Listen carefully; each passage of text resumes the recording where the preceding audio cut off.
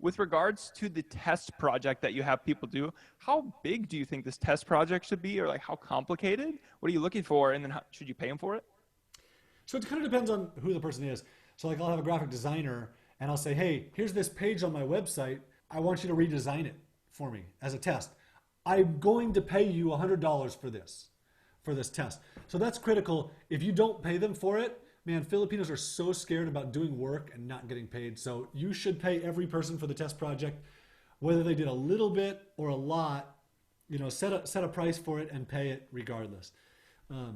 For other things, like I'll have someone do something simple, like set up WordPress on this domain for, here's my hosting account, and I'll just give them my hosting account, whatever.